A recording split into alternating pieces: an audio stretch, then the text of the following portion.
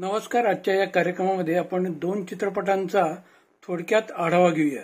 यंदाच्या स्वातंत्र्य दिनाच्या पार्श्वभूमीवर स्त्री पार्ट 2 आणि खेल खेल में हे दोन चित्रपट रिलीज झाले. यापैकी स्त्री पार्ट 2 हा 2018 साली आलेल्या स्त्री या पहिल्या भागाचा सिक्वेल आहे.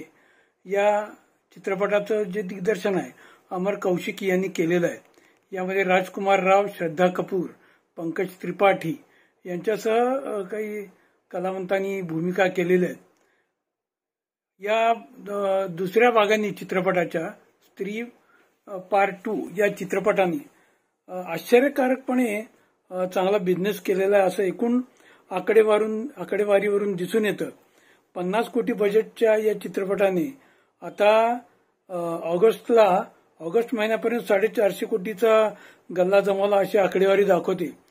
कदाचित ते खरंही असेल, पण या चित्रपटाचे दिग्दर्शक अमर कौशिक यांनी पहिला भाग जितक्या उत्कटतेने काढला होता तो तितक्या प्रमाणात दुसरा भाग म्हणजे मला तरी आवडला नाही. कदाचित हे माझं वैयक्तिक मत असू शकतं. तरी देखील हा चित्रपट पटकथेवर इतकी पकड नसताना देखील कसं काय हिट झाला हे काही समजायला मार्ग नाही. लोकांनी या चित्रपटाचं बऱ्यापैकी स्वागत केलेलं आहे. याच्यामध्ये राजकुमार रावची भूमिका ती बरी जमली आहे. श्रद्धा कपूरने देखील चांगलं काम केलेलं आहे. शिवाय असे चित्रपट दाखवायचे म्हणजे त्याच्यामध्ये VFX अशी कॉम्प्युटरची टेक्नॉलॉजी, स्पेशल इफेक्टची ती दाखवावी लागते. ती देखील बऱ्यापैकी दाखवलेली आहे. तरी देखील बरीच सूत्र अशी विस्कळीत झालेला चित्रपट की या चित्रपटामध्ये अक्षय कुमारचा देखील असा काहीतरी रोल आहे ओढून ताणून असा केलेला.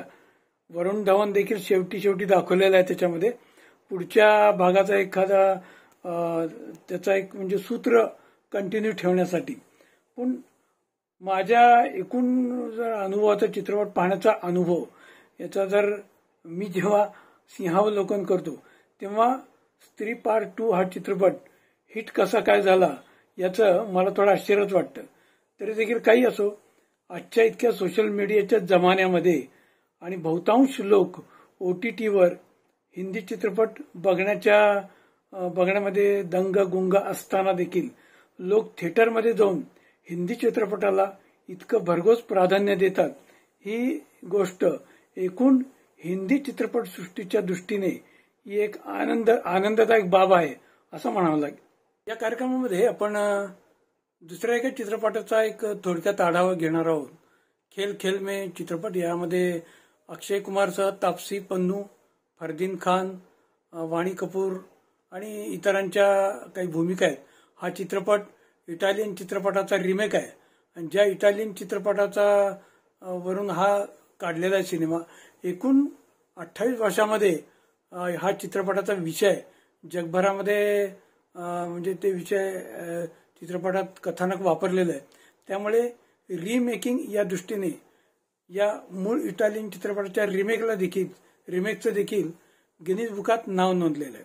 असा विषय एक सध्याच्या काळात थोडासा धक्कादायक म्हणजे प्रत्येकाचं सिक्रेट जे आहे ते सिक्रेट त्याच्या मोबाईल फोनमध्ये असतं. जर सध्याच्या काळामध्ये जर कोणाला म्हटलं की तुमच्या मोबाईल फोनवरचे जर येणारे सर्व कॉल हे स्पीकर मोडवर ठेवायचे, तुम्हाला येणारे ईमेल आणि व्हॉट्सअप चॅट देखील सगळ्यांना तुम्ही दाखवायचे, असं जर तुमच्यावर कोणी सक्ती केली, जर कोणी बंधन केलं तर तुम्हाला किती राग येईल. तर नेमका हा विषय या चित्रपटामध्ये उचललेला आहे. एका म्हणजे 3 जोडपी आणि त्यांचा मित्र असे एकूण 7 जण एका विवाह समारंभासाठी जातात आणि तिथे गेल्यानंतर रात्री असा एक भन्नाट खेळ ते सुचवतात की या 7 जणांनी आपले 7 मोबाईल फोन समोर डायनिंग टेबलवर ठेवायचे आणि रात्रभर येणारे जे काही कॉल्स आहेत, जे काही मेल आहेत आणि जे काही व्हॉट्सअप आहेत ते सार्वजनिक कार्य एकमेकाला सांगायचे. मध्ये काटायचे अजिबात नाही. कोणाचा फोन आला तर तो स्वीकारायचा आणि त्याला उत्तर देखील द्यायचं. कोणताही मेसेज काटायचा नाही, त्याला उत्तर द्यायचं. असा एक तो भन्नाट गेम असतो.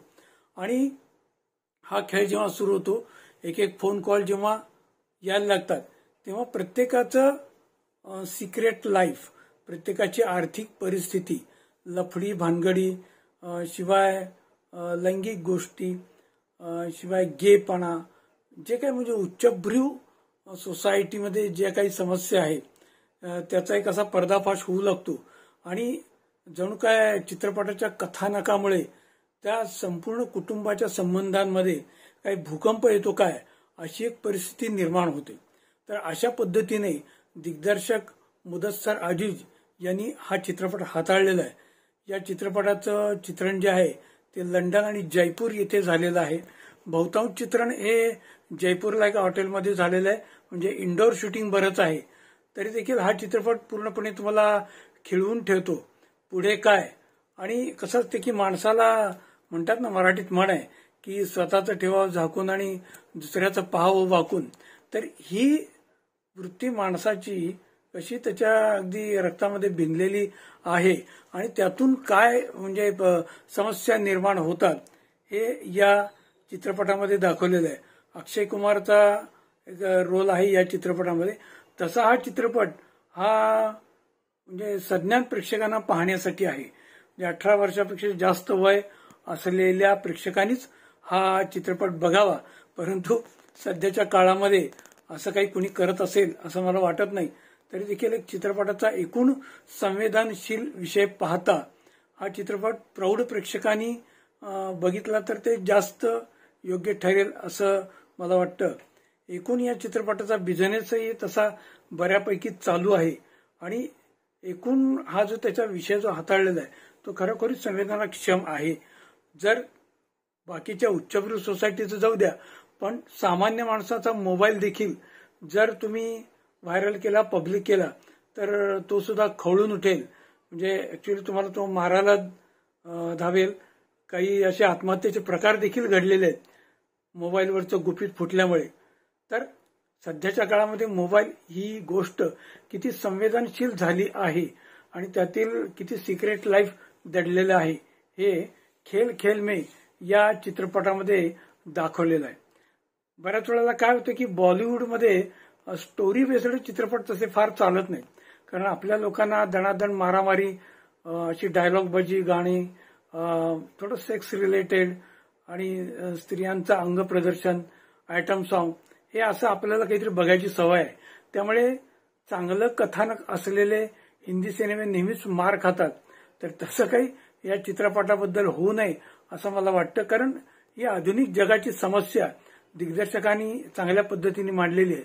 तर आपण सज्ञान प्रेक्षकांनी हा समजून घेऊन खेल खेल में हा चित्रपट बघावा अशी सूचना या निमित्ताने करावीशी वाटते. पुन्हा भेटूया पुढच्या कार्यक्रमात. तोपर्यंत नमस्कार.